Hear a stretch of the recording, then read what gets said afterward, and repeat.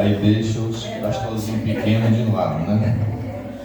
Glória a Deus. Mas uma hora chega a nossa hora, né? Estou feliz de estar aqui, de rever aqui o nosso amado irmão. Deus abençoe. Levita do Senhor, que louva, que adora a esse Deus aí tão maravilhoso, né? Estamos assim um pouquinho cansados, né, meu pastor Eveldo, pastor Elane? Estivemos ali no Iranduba ontem numa grande festa, 13º aniversário da Assembleia de Deus do Brasil, ali na cidade de Iranduba. Nós estivemos ali ministrando, o pastor Eveldo ainda esteve contando o seu testemunho ali do milagre, e o nosso culto terminou 11 horas e os crentes não queriam nem sair da igreja ainda. Glória a Deus. Nós estivemos ali. Eu sempre digo que Deus, ele tem a mensagem certa para o lugar certo. Quando o pastor Eveldo me passou o convite, eu orei a Deus e fiquei ali estudando durante a semana, preparando ali uma mensagem. Quando chegou em cima do púlpito, o Senhor disse: quem vai falar hoje sou eu, não é tu, João. Eu digo: então fica à vontade, Senhor, fala conosco. Aleluia. E nós ali ministramos uma palavra e houve um grande mover de Deus naquele lugar. Pessoas ali vomitando, né, pastores? Vomitando porcaria, vomitando bruxaria, doença. Então foi um milagre. Várias pessoas vieram à frente ali renovar sua aliança com Deus, reconciliar. Então foi um grande milagre. Só senti falta porque a minha princesa não estava ao meu lado. E quando ela não está, eu me sinto aleijado, né? Que ela é 100% do meu ministério. Aleluia. Dá um som maior em mim. Aleluia. De todas as provas que eu já passei,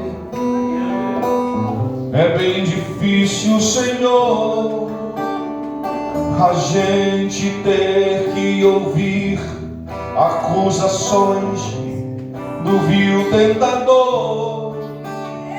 Lembranças de um passado vêm e querem nos fazer parar, ou mesmo palavra de alguém que não quer na gente acreditar. Violando e quase parando, sem forças e vigor, a gente lê a palavra e encontra bastante poder para vencer e continuar a jornada, e ver que o passado ficou para trás, pois Cristo na cruz tudo já venceu, e saber que dele não lembra mais. Eu canto para a glória de Deus. Nenhuma condenação igreja está em ti, Jesus.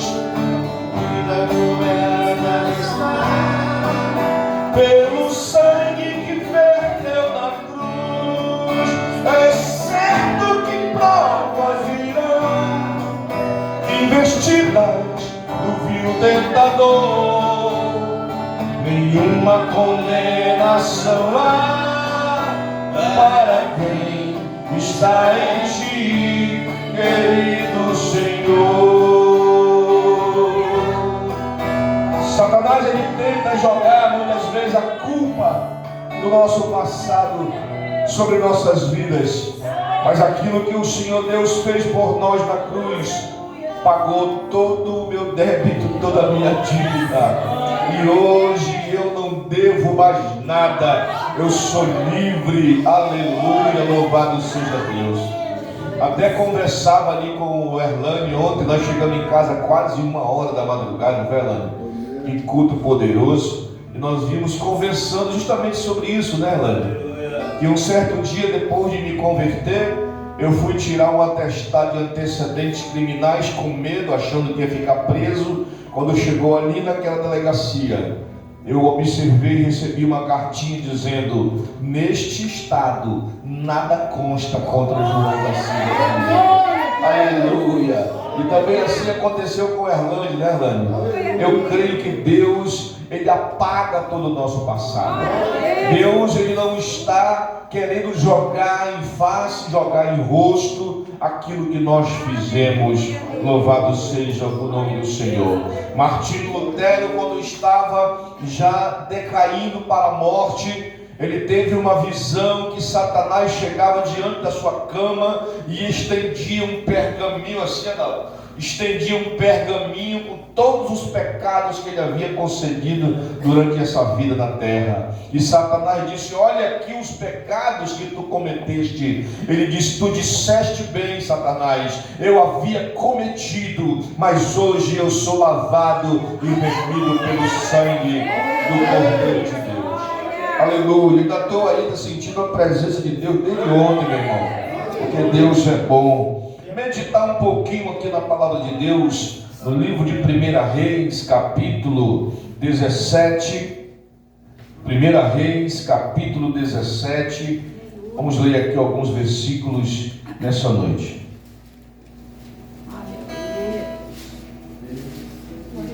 Glória a Deus. Aleluia. Não fique triste nessa noite. Você é teu esposo, é?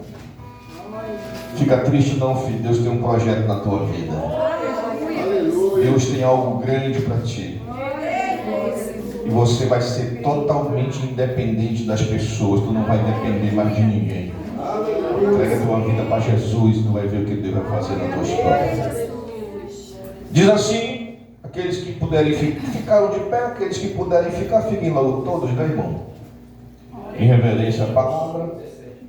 1 Reis, capítulo 17, verso 1 diz assim: então Elias, o tisbita dos moradores de Gileade, disse a Acabe: vive o Senhor Deus de Israel, cuja presença eu estou, que nem nesses 7 anos não haverá nem orvalho e nem chuva, segundo a minha palavra.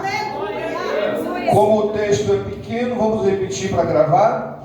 Então disse Elias o tisbita dos moradores de Gileade, disse ele a Acabe: vive o Senhor Deus de Israel, perante cuja face eu estou, que nestes anos nem orvalho e nem chuva haverá, senão segundo a minha palavra. Louvado seja o nome de Jesus. Nós vemos aqui, pode sentar, meus irmãos, glorificando, exaltando a Deus. Quero um pouquinho da sua atenção para nós conversarmos a respeito da palavra do Senhor. Nós observamos aqui um homem de muita autoridade. Nós observamos um homem que, se você for analisar o texto, Deus não mandou ele fazer isso. Ele apenas estava revoltado, porque se nós lemos aqui no capítulo 16, onde o rei Ourim havia morrido, e foi um rei que também fez muito mal aos olhos do Senhor, que adorava ídolos, que construiu casas a Baal dentro do templo do Senhor. E morrendo esse rei Ourim, vem agora nascer um camarada chamado Acabe. Esse Acabe, segundo a palavra de Deus, foi um dos homens mais idólatras que houve na face da terra. Foi um homem que mais desobedeceu a voz do Senhor. Foi um homem que deu ouvidos e tudo aquilo que Deus falou para ele não fazer, ele fez. E muitas vezes nós, irmãos, temos que prestar atenção, porque às vezes achamos que estamos fazendo algo para agradar a Deus. Na nossa concepção, no nosso pensamento, às vezes a intenção é até boa, mas muitas vezes estamos desagradando o coração do nosso Deus.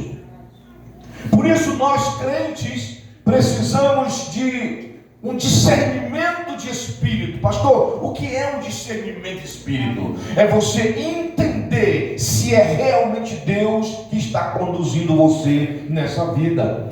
Ou será que você já tomou as rédeas da sua vida? Ou será que você faz o que você quer, da forma que você quer, sem dar satisfação para ninguém? Eu tenho visto muita gente andando por aí e dizendo assim: eu não obedeço a homens, eu só obedeço a Deus.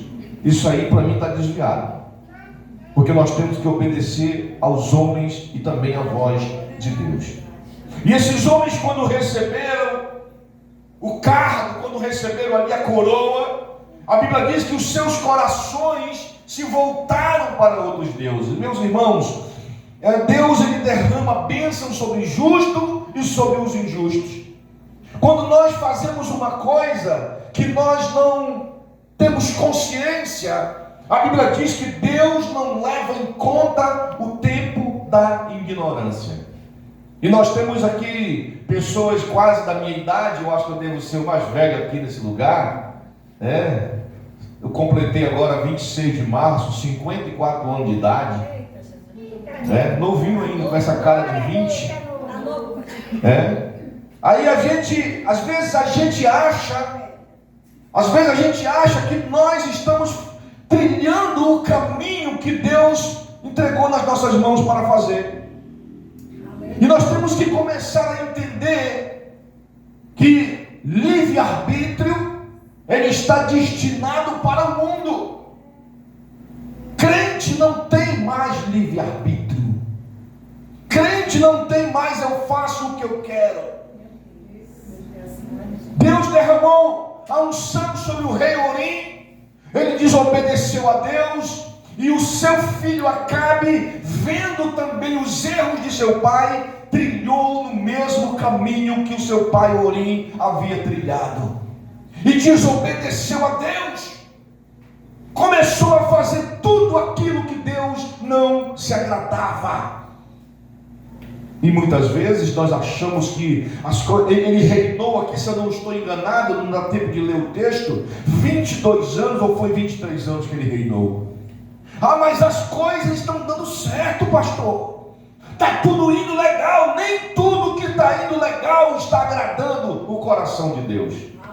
Nem tudo aquilo que nós estamos fazendo, que está dando certo, que está indo bem, não está acontecendo nada, os meninos estão todo mundo com saúde, tem um papelzinho no bolso, abre a geladeira tem ali uma carne, um frango, um peixe, abre ali o armário, está ali o arroz, o feijão, o macarrão e a farinha, está tudo bem. Nem sempre, quando está tudo bem para você, pode estar tudo bem para Deus. Muitas vezes podemos estar desagradando o coração do nosso Deus.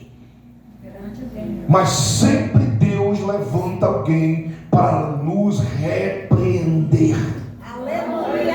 E Salomão diz: bem-aventurado é aquele homem que é repreendido pelo Senhor. Porque quando nós conhecemos aqui a história do profeta chamado Eli, em que os seus filhos bagunçavam na casa de Deus, e ele já não tinha mais moral, ele já não tinha mais força, porque a Bíblia diz que já estava velho, cansado, e os seus olhos já estavam fechando. Quando não tem mais repreensão, quando não tem mais chamado de atenção, nós achamos que está tudo bem. Estava tudo bem para Eli. A Bíblia diz que seus filhos, quando as pessoas vinham trazer um sacrifício, ele arrastava as mulheres para trás da tenda e se prostituía com elas. E o seu pai não dizia nada. Ontem eu toquei nesse assunto ali quando estava pregando, que não tive um pai, não tive uma mãe para me dar um direcionamento. E o que foi que aconteceu comigo? Caí no mundo do crime. Porque não tinha ninguém para segurar na mão e dizer: está errado esse caminho, o caminho é por aqui, João. Não tinha um pai para pegar muitas vezes um galho de goiabeira. Grande Deus. Sabe o que eu fico triste, irmão? porque eu não tive um pai para me dar uma surra. Como eu queria hoje dizer nesse púlpito aqui, um dia eu fiz uma coisa errada e o meu pai pegou um galho de goiabeira, um cinturão e deu uma surra em mim. Eu ia contar isso com alegria, mas infelizmente eu não tive esse pai. Aí você desanda, você faz o que você quer. Eu fui uma criança criada sem direção, sem ordem, sem obediência. Tinha que fazer tudo que eu queria. E esse Acabe aqui é esse tipo de crente igual eu era pequeno. O crente mimado. O crente que quando você diz não para ele, Adalto, ele faz lá no beicinho. Eu vou sair da igreja, porque o pastor está falando de mim. Não se pode pregar uma palavra um pouco mais apertada, mais dura, e o crente já logo, eu vou me embora. Aquela igreja me prega mais brando. Eu fico preocupado, irmão, quando Deus não me dá uma espetada na palavra. Quando Ele me bate, Ele mesmo diz: eu corrijo aquele a quem eu amo. Aleluia, Jesus. O pai de Acabe, Orim, não corrigia, assim como eu também não era corrigido. Aleluia. E foi criado por uma vozinha que não tinha força, velhinha, bem magrinha, não tinha força. O João foi crescendo e tinha que fazer o que eu queria. Quando eu cresci com o sentimento de que tem que fazer tudo o que eu quero. Cuidado, papai e mamãe, você que quer fazer tudo que seu filhinho quer. A palavra de Deus diz que a boca do crente tem que dizer sim, sim e não, não. Aleluia. Tem que dizer sim. Os psicólogos dizem: você não pode dizer não para uma criança, porque senão ela fica traumatizada. Não pode dizer não. E eu saía com a minha avó para o banco do BEA que tinha ali na rua 8, Heriberto. Saía para o banco, levava ali um trocadinho para pagar a conta de água, de luz. Chegava no meio do caminho, eu vi uma bola, eu vi um carrinho, 5, 6, 7 anos. Eu quero aquele carrinho, eu quero.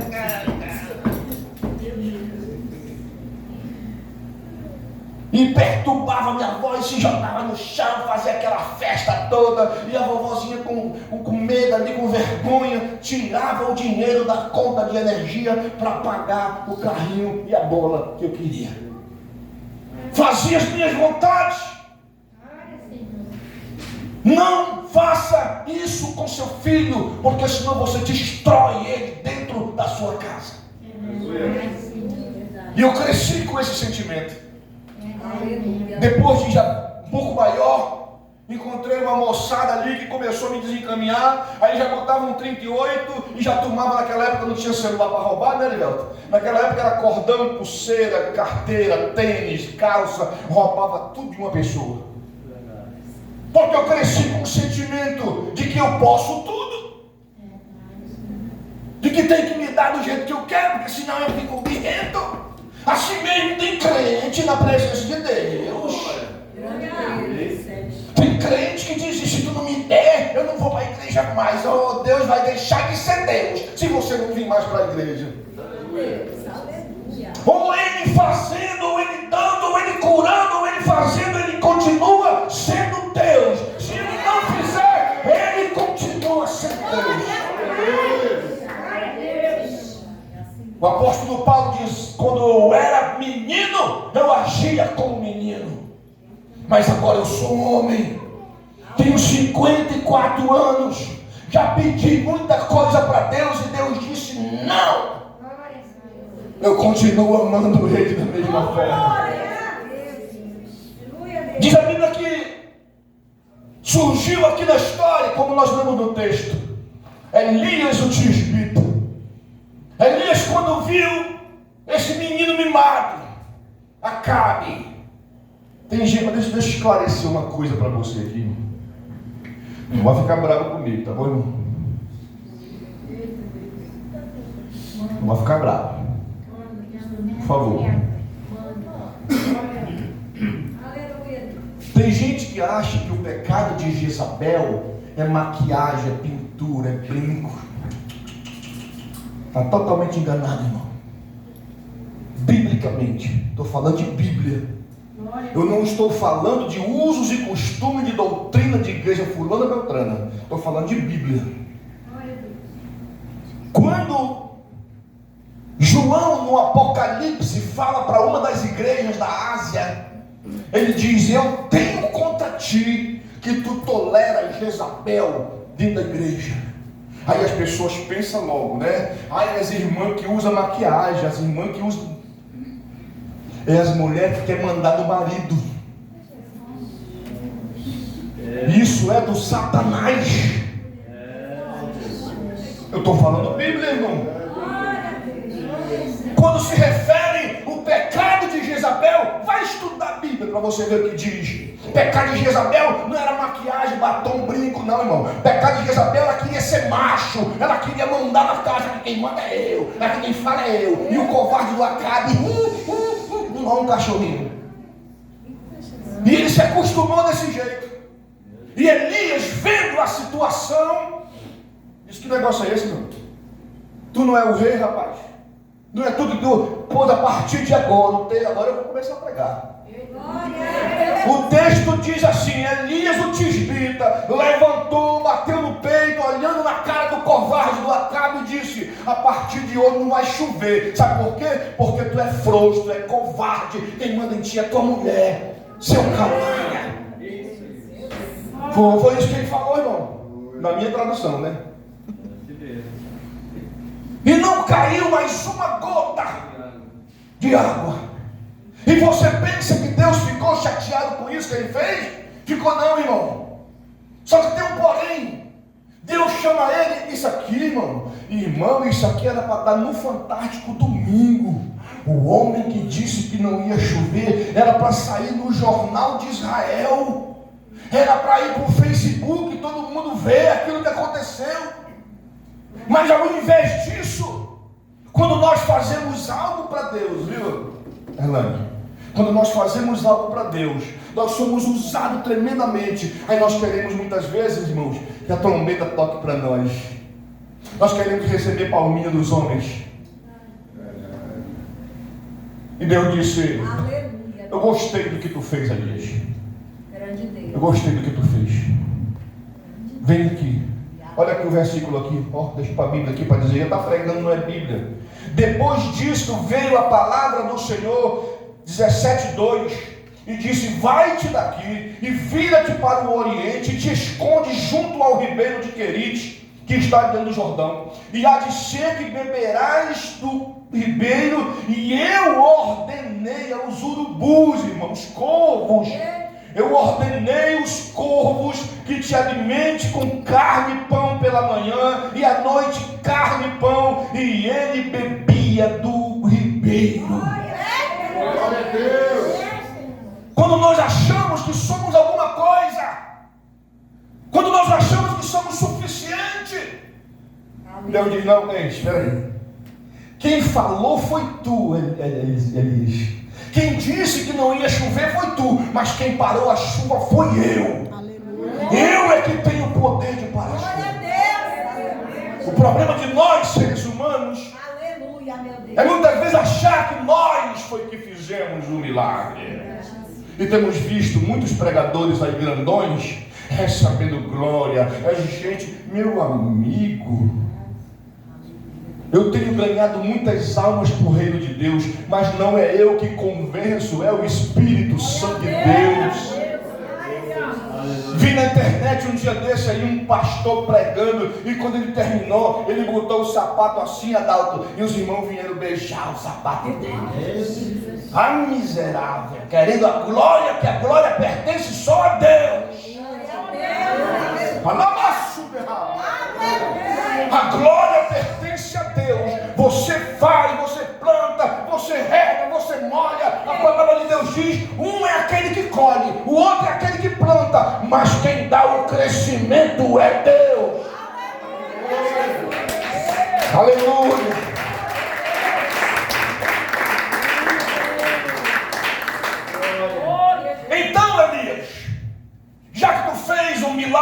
visão grandão, eu vou te mandar para a caverna, para que você possa aprender o que, irmão?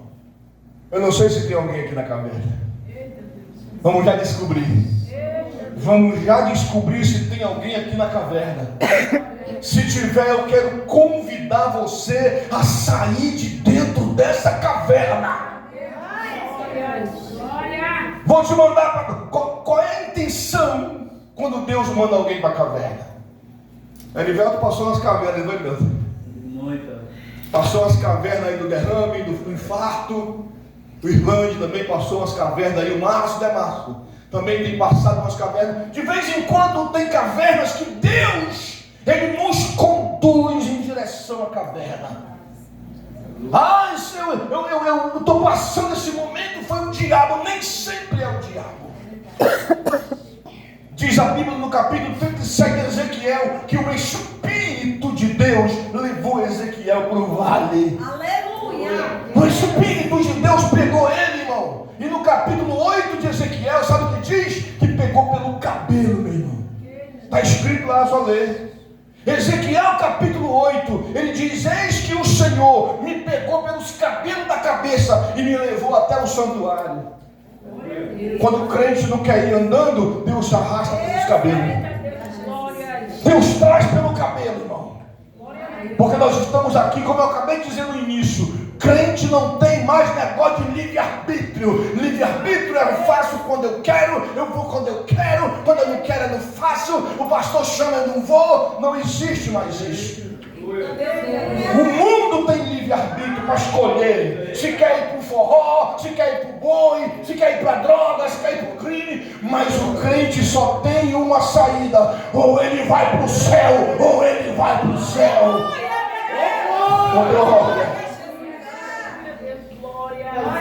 Levou ele para a caverna para quê, pastor? Para aprender a depender de Deus. Muitas vezes, quando estamos nos achando que não necessitamos da direção de Deus, ele vai lá e ele aperta um pouquinho o parafuso. Caverna não tem luz, caverna não tem água, caverna não tem cama, caverna não tem nada, só escuridão.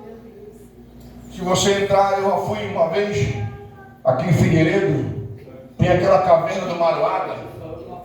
Só morcego, rato, barata, tudo que não presta dentro daquela caverna. É isso que se encontra. Mas então, pastor, por que Deus nos leva para dentro da caverna?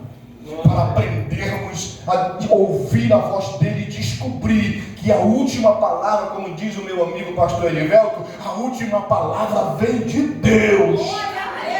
É dele que vem a última palavra. Não é eu que decido, não é eu que faço. Porque muitas vezes, olha, ontem por exemplo, eu planejei a semana todinha, daí minha esposa que viu. Eu disse para ela: minha filha, eu vou me trancar aqui no estúdio e agora eu vou estudar a Bíblia, eu vou me consagrar aqui para pregar de noite. Fiz tudo, achando que a minha teologia ia arrebentar, achando que o meu conhecimento, o que eu estudei, o que eu preparei, eu entrei na internet, descobri se aquela palavra verdadeiramente quer dizer isso no hebraico. Deus disse: para com isso, para com isso. Quando eu sentei ali ao lado do Erivelto, ali o Senhor apagou a palavra da minha cabeça. Eu digo: agora, Jesus, o que eu vou pregar então? Já que o Senhor tirou o que eu tinha preparado, então fala, Deus. Fala, Deus. E Deus falou ali, irmão. Deus trouxe pessoas, levantou pessoas, curou pessoas, gente vomitando ali doença. Quando Ele fala, Ele se responsabiliza. Então a gente pode descobrir agora, nesse momento, pastor, qual é o que significa, o que pode simbolizar uma caverna. Uma caverna pode simbolizar escassez, né? Muitas vezes falta o pão. Quem tem carro, muitas vezes falta gasolina, né, Marcinho? Tem que botar água. Tem que botar água. Muitas vezes o filho diz: papai, eu queria uma bolacha recheada. E você não tem dinheiro para comprar a bolacha do menino. Isso também é caverna. Mas eu quero dizer uma coisa para você nessa noite: nem sempre é Deus que te leva para dentro da caverna. Eu posso perguntar isso aqui nessa noite? Talvez seja um filho que está te dando dor de cabeça, que não quer saber de Jesus, que está sofrendo, talvez na droga, no álcool, por aí, sei lá o que está acontecendo, e a sua cabeça é preocupada com ele. Isso também é uma caverna. No final eu quero orar só por pessoas que estão dentro da caverna. Será que eu vou ter que orar por alguém aqui ou não tem ninguém aqui assim? Tem alguém nessa noite que se acha dentro da caverna? Que precisa ouvir a voz do Todo-Poderoso dentro da caverna? E diz a Bíblia que o Senhor ordenou. Já pensou, irmão? Jesus poderia ter tocado no coração do dono do Picanha Mania. E vou mandar uma picanha para tu, Elias. Ali do Conde do Pão, que é no Alvorada, o melhor pão que tem, né? No pão do Rei Mar também é uma beleza também, né? Mandar um abraço aqui pro Rei Mar, se ele assistir pela internet. Vou mandar um pão lá do Rei Mar. Vou mandar uma picanha lá do Picanha Mania para tu, Elias. Foi isso que está escrito, não? Eu vou mandar um urubu. Muitas vezes você não sabe nem de onde vem. Muitas vezes você não espera de onde vem. Porque muitas vezes aguardamos a resposta. Me veio aqui à mente agora uma imagem de Josué na frente da muralha de Jericó, capítulo 5. O texto diz que ele estava ali olhando a muralha de Jericó, imaginando como é que eu vou fazer para destruir essa muralha. Esperando talvez uma resposta de alguém. E diz a minha Bíblia, Adalto, que de repente ele sentiu uma mão no ombro aqui, ó. Ei. Ei. Que ele olhou, que ele se afastou, o anjozão puxou a sua espada. Não vem dali não, Josué. O socorro vem daqui, Josué. Oh glória. O socorro vem do Senhor, que fez o céu, que fez a terra.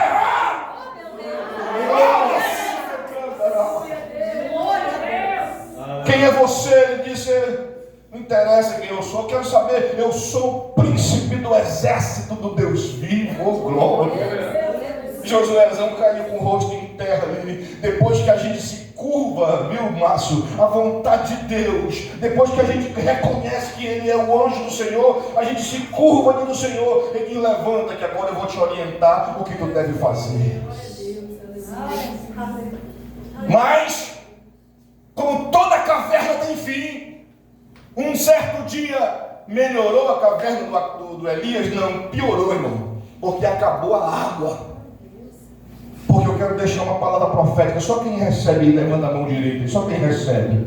Eu quero declarar uma palavra profética, que essa caverna, ela não terá duração o resto da vida. Essa caverna vai se acabar. E oxalá que hoje ela se acabe aqui, em nome de Jesus.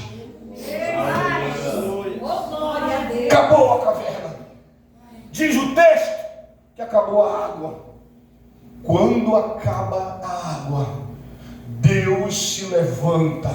Essa água aqui, irmãos, simboliza o recurso humano.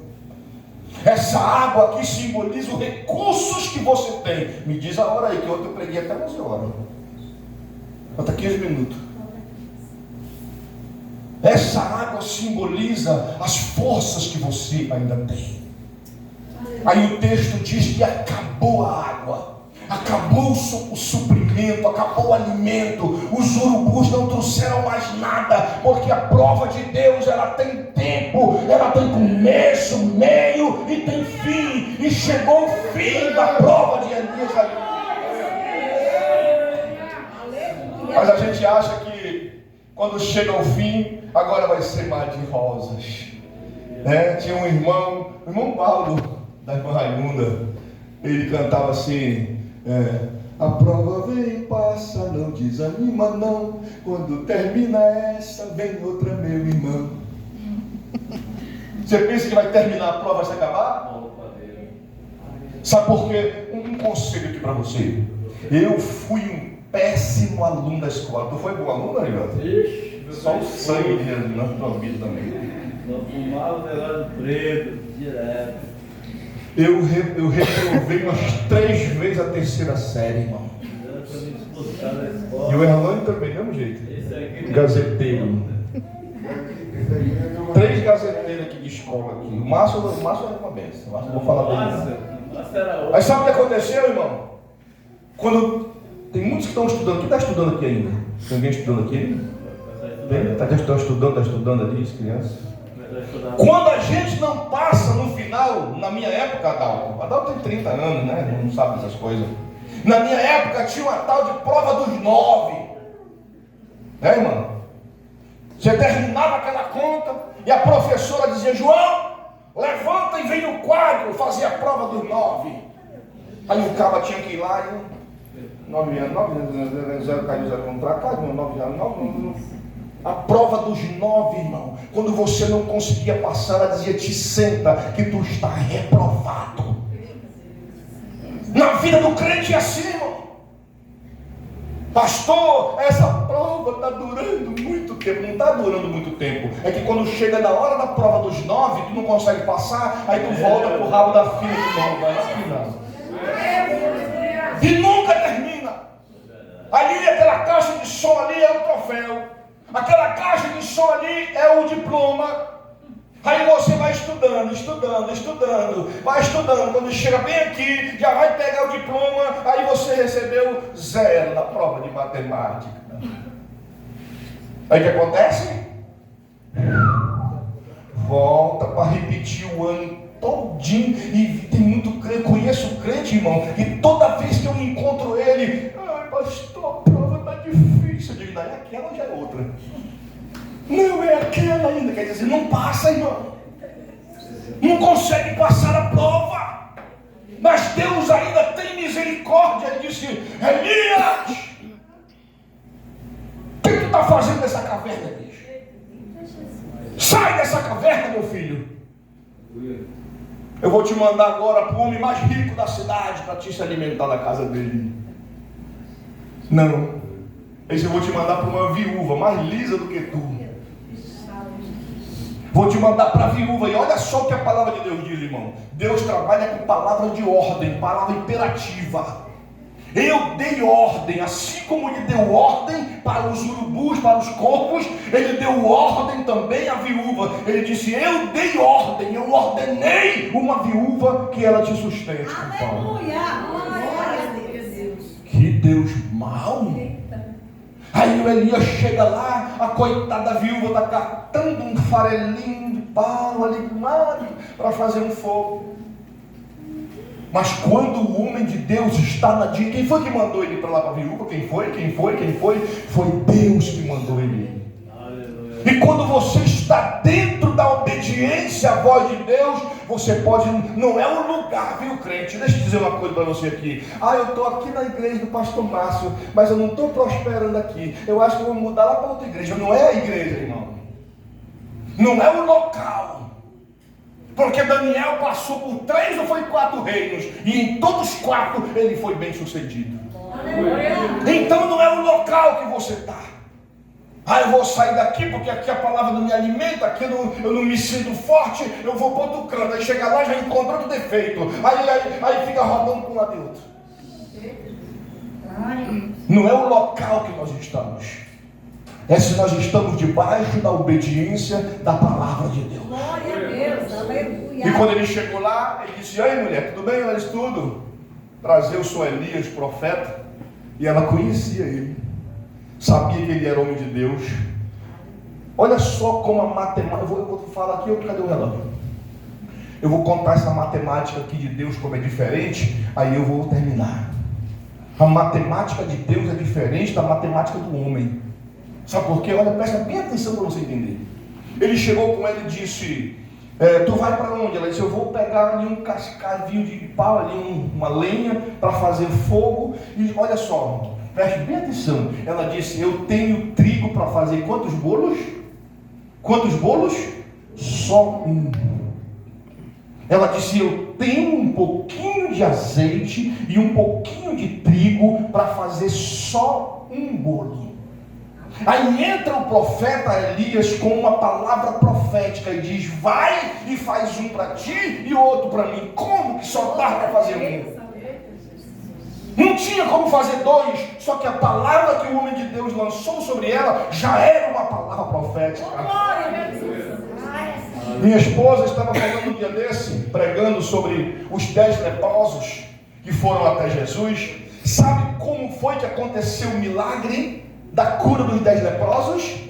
O texto diz que quando eles iam a caminho, o milagre aconteceu. Glória a Deus. Eles não foram curados na hora que Jesus falou. Jesus disse: vão. Jesus não disse: receba a cura e fiquem curados. Jesus não disse isso. Jesus disse: vão e se mostrem aos sacerdotes. Sabe por quê? Porque na obediência, no caminho, o milagre ia acontecer.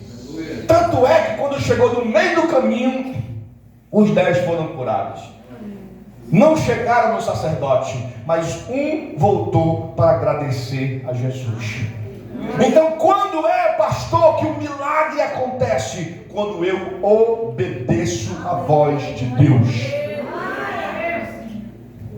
Deuteronômio 28, né? Cheio de bênção, né? Bendito serás no campo, bendito serás na cidade, bendito será tua panela, tua amassadeira, bendito será teus animais, bendito será, tudo é bendito será. Mas o primeiro versículo diz: se tu ouvires e obedeceres a voz do Senhor teu Deus. Aí ele diz: depois todas essas bênçãos te seguirão. Ah, pastor, agora eu descobri, pastor, por que eu não recebo pessoas desobedientes. Nenhum desobediente prospera. Nenhum desobediente chega a lugar nenhum. Nem na igreja, nem numa empresa, nem numa família, nem com pai, nem com mãe, em lugar nenhum. Ali ela obedeceu, ela disse: tá bom. Essa mulher, estudando eu um pouquinho a Bíblia, descobri que ela foi mulher de Obadias. Obadias foi aquele profeta que escondeu, quando a Jezabel estava matando os profetas, ela escondeu ali 70, se não me engano, 7 mil, foi 70, alguma coisa assim. Só que Obadias cuidava da obra de Deus e esqueceu da sua família, né? Olha só o que ela diz. As duas viúvas dizem a mesma coisa: o meu marido temia ao Senhor. Quantos homens de Deus eu conheço por aí, que até trabalhamos juntos, passou 30 anos, Márcio. Tem um que passou 35 anos, Adalto, pastoreando, dirigindo igreja para cá, para ali, constrói aqui, constrói ali, e morreu, deixou a mulher sem nada. Hoje a coitada aluga um quartinho ali, ela, se você se aproximar dela, ela vai dizer: o meu esposo temia a Deus, mas não cuidava da sua família. Primeiro lugar, diz a minha esposa, é Deus, né, amor? Segundo lugar, família. Igreja, terceiro lugar. Não, eu vou me acabar na igreja e esquecer minha família. Não. Aleluia. Sem família não tem igreja. Cuide da sua família em primeiro lugar, depois você vem fazer a obra de Deus. E para encerrar aqui, fechei a Bíblia. Diz a Bíblia que ele comeu, encheu a barriga e saiu. Quando ele saiu da cidade de Sarepta, Deus fala com ele e diz: é hora de encarar o perigo, meu filho. Volte lá com Acabe, porque eu tenho algo a fazer através de ti. E ele foi, marcou o encontro com Acabe, se encontrou com Acabe, encerrando aqui, marcou o encontro com Acabe. Nesse encontro houve aquela história dos profetas de Baal, matou os profetas todos, Deus respondeu com fogo. matou os profetas. Agora esse homem que havia feito vários milagres, o homem que havia ressuscitado até o filho da viúva de Naim, ele ressuscitou o filho da viúva. E agora uma mulher diz para ele: tu mataste os profetas de Baal, pois amanhã 24 horas eu te dou, se a tua cabeça não tiver rolado aí, se eu não te mato. E ele correu. Um conselho aqui para nós. Cadê os machos daqui? Levanta a mão, só os machos. Só os machos. Isso tem uns que não levantaram não. Tem coisas na nossa vida, homens. As mulheres fecham o ouvido, por favor. Um conselho para os homens: quando não conseguimos vencer o pecado, corre, se esconde. Amém, irmão? Eu vou ficar tudo assustado agora. Quando nós não conseguimos, a Bíblia diz que há muitos pecados que são fora do corpo, mas o da prostituição, meu amigo, o homem está sujeito a cair, e não tem pastorzão, pastorzinho, bispo, apóstolo. Se não fugir, cai, meu filho.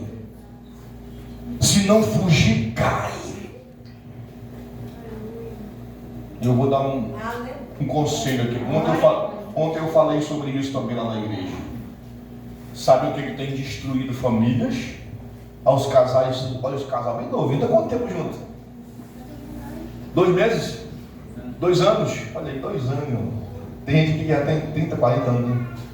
A Erivel tem 33 anos de casado, né, Deus? Olha o que tem destruído aqui, ó. O que tem destruído casais. Não estou falando só de homem, estou falando de mulher também.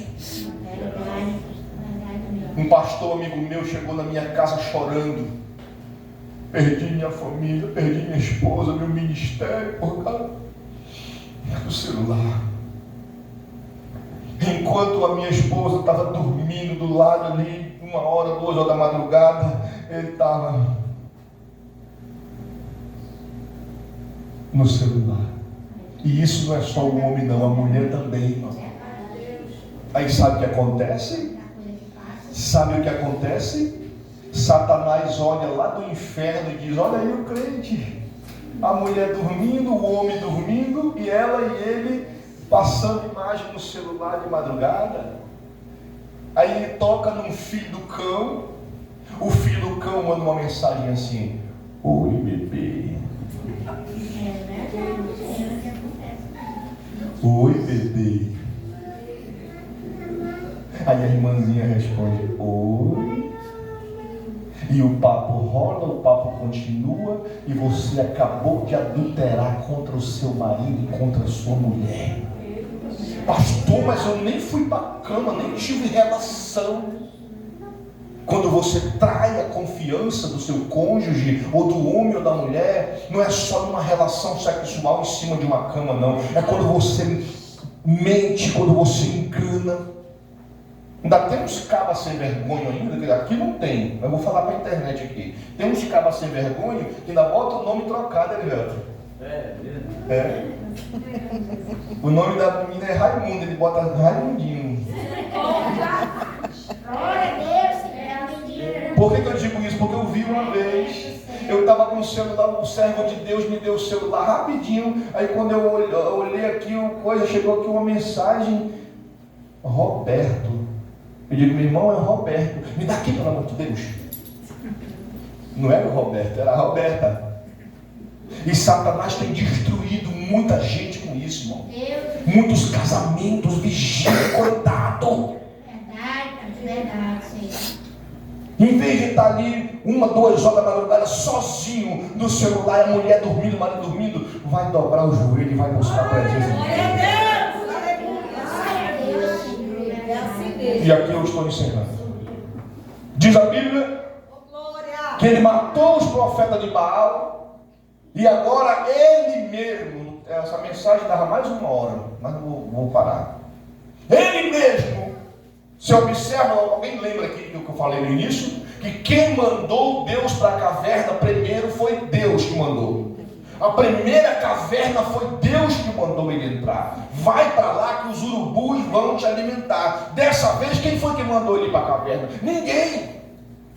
Muitas vezes entramos em cavernas por pura desobediência à voz de Deus. Pura desobediência. E quando nós entramos por conta própria, o sofrimento é grande. Sabe por quê, irmão? Porque não foi nem corvo, não foi urubu, não foi cachorro, não foi gato, não foi ninguém levar comida para ele. Porque ele estava lá por conta própria, pela sua desobediência. Se ele enfrentou ali 450 profetas de Baal, porque estava correndo com medo. Quando Deus te mandar, vá, não tenha medo, tome atitude, porque quando Deus manda, Ele se responsabiliza. Fica de pé nessa noite, em nome de Jesus. Vamos lá, Dalton. Glória a Deus. Fecha teus olhos por um momento aí, por favor, quero fazer uma oração. Diz a Bíblia, escute, diz a Bíblia que o Senhor chegou. Isso aqui já acabou.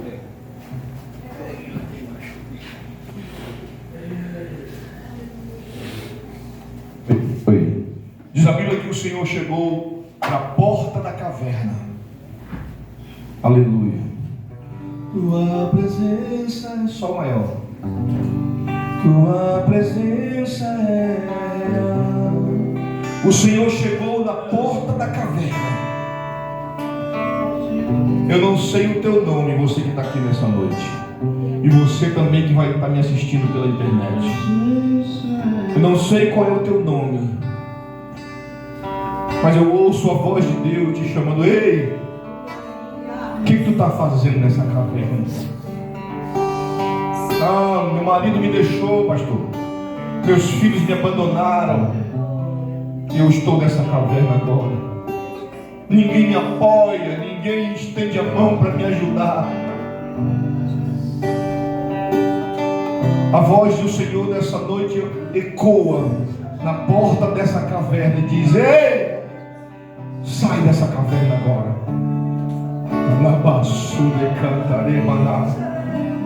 Sai dessa caverna agora. Levanta essa tua cabeça, come, bebe, porque ainda é longa a tua jornada. Deus tem um propósito na sua vida. As pessoas não acreditam em você muitas vezes. As pessoas não confiam em você, dizem que você não tem capacidade. Muitas vezes nós achamos que Deus está no redemoinho, no fogo, numa tempestade. Diz a Bíblia que Elias ouviu todos esses barulhos.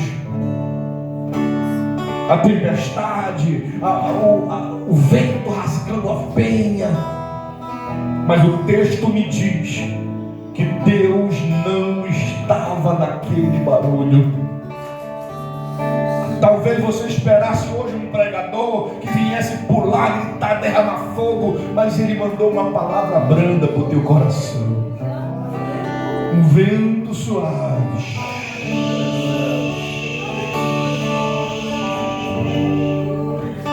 Tua presença é real. Eu sinto Deus aqui nesse lugar. Aqui neste lugar. Tua presença é real. Aqui neste lugar. Eu quero fazer um convite para você nessa noite.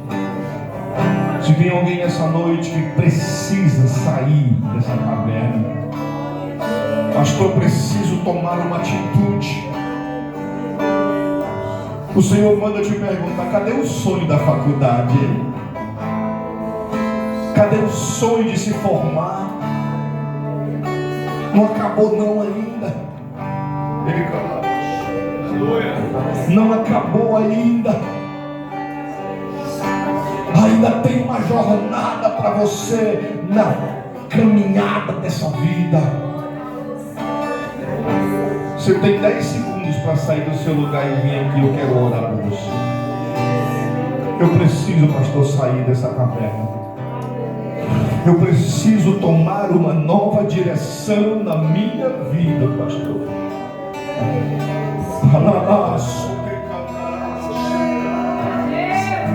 Eu preciso tomar uma atitude nessa noite. Sai do teu canto, não vem aqui. Eu quero me reconciliar, eu quero aceitar Jesus. Vem aqui. Toma uma atitude nessa noite de mudança. Toma uma atitude de servir a Deus verdadeiramente. E Deus vai estender a mão para você. Ele diz nessa noite: sai dessa caverna. Sabe o que aconteceu com Elias quando ele obedeceu e saiu da caverna? Diz a Bíblia que um redemoinho de fogo o tomou e levou até a presença do trono de Deus. Então adorarei. Deus está nessa brisa aqui. Então eu louvarei. Então me renderei totalmente a ti. Tua presença é real.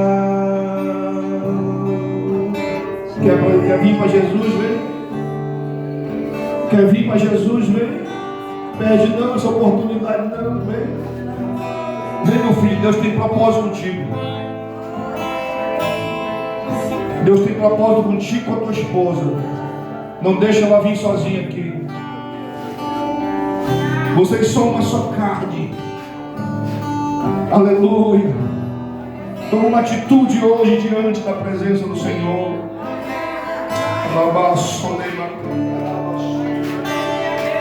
Espírito Santo de Deus está aqui. O Espírito Santo de Deus está aqui numa brisa suave. Ele está visitando o seu coração nesse momento. Ele visita a tua casa, Ele visita a tua família, Ele visita os teus filhos. Deus está me dizendo que Ele está visitando um celeiro hoje que está vazio, que não tem nada para baixo. E você está dizendo como é que vai ser essa semana. Não tem recurso. Deus é o Deus da provisão.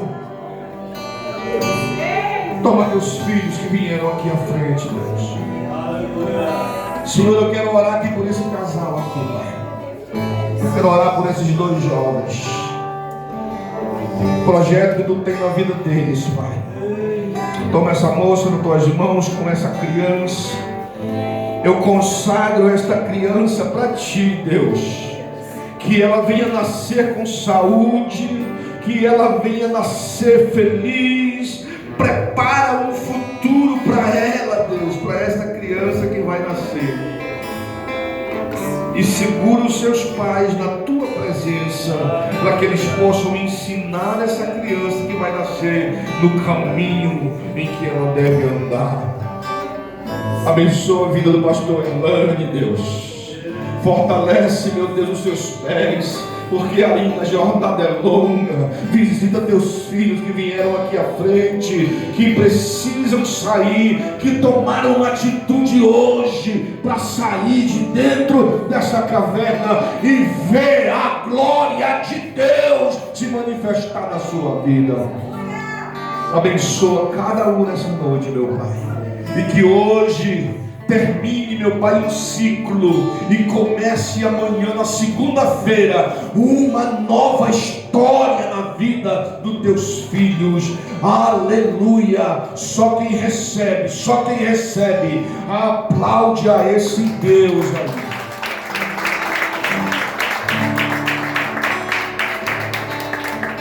Muito obrigado, meus irmãos. Obrigado, pastor Márcio, pastora Maria. Deus abençoe aí. Nós estamos morando bem pertinho aqui agora, né, irmão? Graças a Deus. E eu fico feliz pelo convite, pastor Márcio.